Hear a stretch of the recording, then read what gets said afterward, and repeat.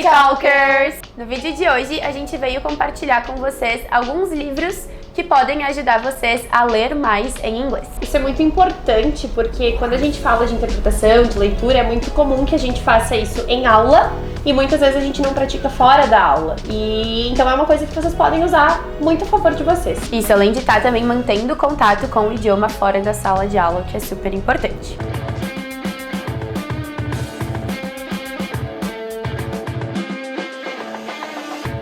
Então, o primeiro deles é Harry Potter, yes guys. Harry Potter tem sim uma linguagem que é bem específica, sobre magia e tudo mais. Mas ao mesmo tempo tem uma linguagem fácil, uma estrutura fácil, é uma história que todo mundo conhece. Quando a gente vai ler algo que a gente já conhece, fica muito mais fácil da gente compreender o que está sendo dito aí. Exatamente, como a Ana mencionou, por mais que a linguagem seja muito específica, é um texto muito fácil de ser lido.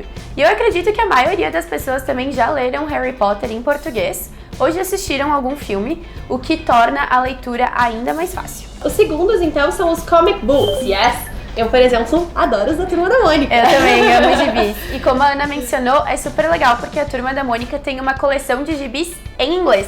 Eles inclusive chamam de Monica's Gang in English. E aí, a gente também lembra, né, que a gente volta com os super-heróis, Disney, tudo isso que traz um monte de gibis para que vocês consigam também manter o contato com o idioma. Exato, e aí vocês podem escolher o assunto que for mais atrativo para vocês, né? Eu, por exemplo, adoro o Turma da Mônica, a gente gosta bastante da questão dos heróis, como a Mari falou.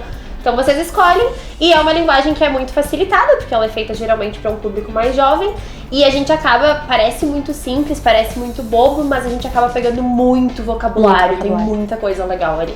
Isso. E como os diálogos são curtinhos também, por mais que seja uma leitura em outro idioma, ela acaba sendo uma leitura rápida. Não é tão demorado quanto um livro de capítulos, por exemplo. A gente também resolveu separar juntos para vocês dois autores que são um pouquinho parecidos, que é então Nicholas Sparks e John Green. Os dois têm livros que se tornaram muito famosos após virarem filmes. A maioria deles são romances, então tem Diário de uma Paixão, do Nicholas Sparks, e A Culpa é das Estrelas, por exemplo, do John Green. Então são histórias também que são bem envolventes, né? A gente acaba se envolvendo com elas e quer ler rapidinho para saber o desfecho, né, da história. E além disso, a gente volta naquilo, né, de que são histórias geralmente muito conhecidas por filmes ou enfim, ou porque a gente já leu o livro em português. Então, de novo, é uma opção muito legal, porque a gente já tem uma base dessa história, ajuda a gente a compreender, então mesmo que a gente tenha um pouco de dificuldade com o idioma em si, a gente consegue fazer associações com vivências que a gente já tem com esse livro. Então é uma opção bem interessante para isso. Isso, leituras fáceis também e de vocabulários fáceis e abrangentes, vocabulário que a gente usa no nosso dia a dia sempre, de maneira bem geral e ampla.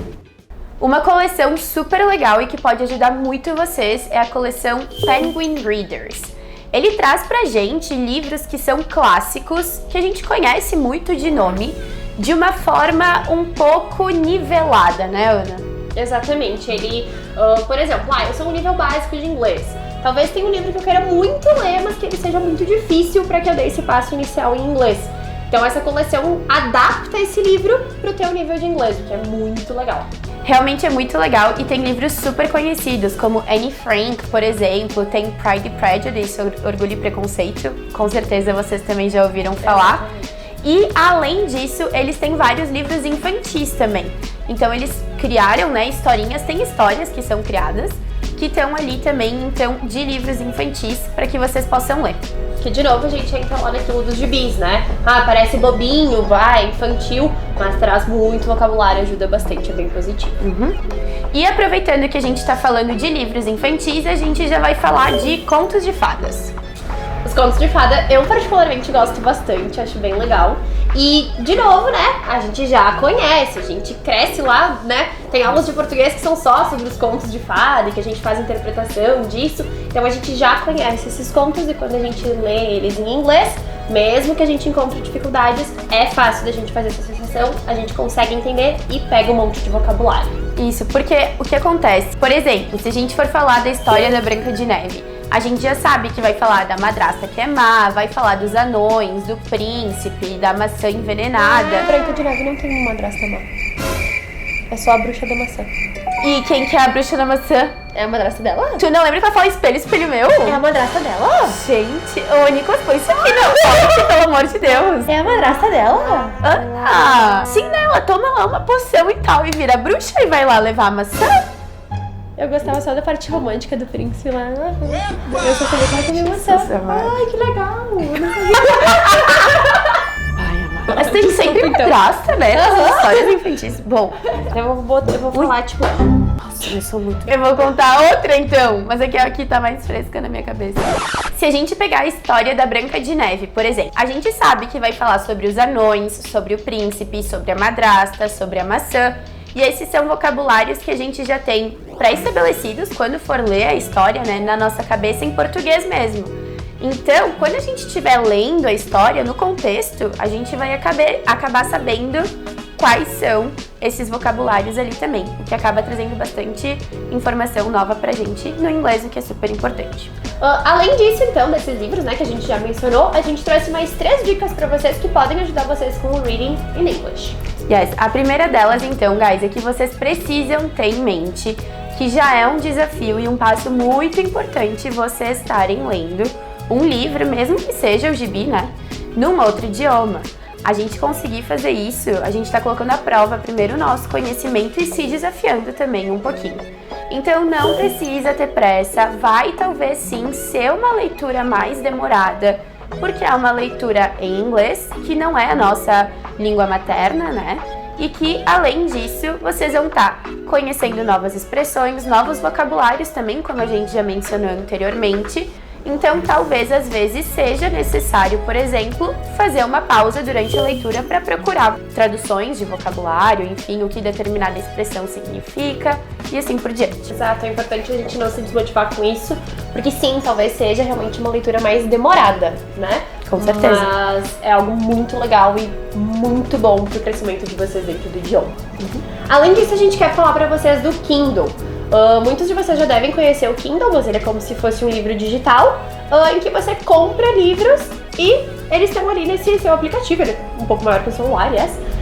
E vocês conseguem ler esses livros de forma online. A coisa muito legal do Kindle é que ele traz as traduções.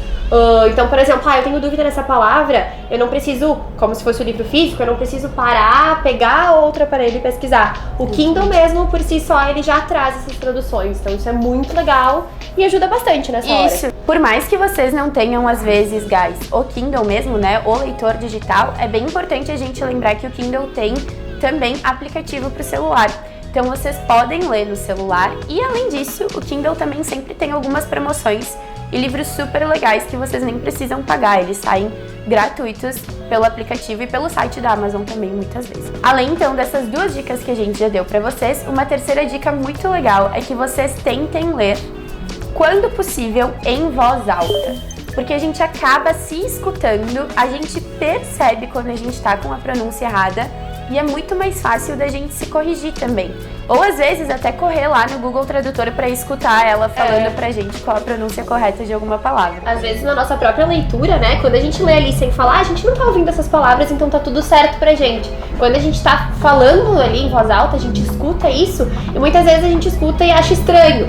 Então a gente para, olha e percebe que tem alguma coisa errada na pronúncia e vai procurar a pronúncia. E aí a gente tem a aquisição 100% do vocabulário, porque tu não só entende ela ali, mas tu consegue reproduzir ela de forma perfeita.